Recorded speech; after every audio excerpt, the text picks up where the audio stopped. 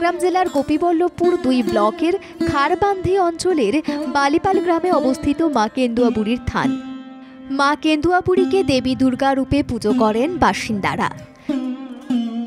চারিদিকে সবুজ গাছপালায় ঢাকা মনোরম পরিবেশে মা কেন্দুয়া বুড়ির মন্দির। প্রায় 35টি গ্রামের মানুষজন মা কেন্দুয়া বুড়িকে এখনও দেবী দুর্গা রূপে পুজো করে আসছেন। স্থানীয়দের মধ্যে কেন্দুয়া বুড়িকে নিয়ে রয়েছে নানান বিশ্বাস।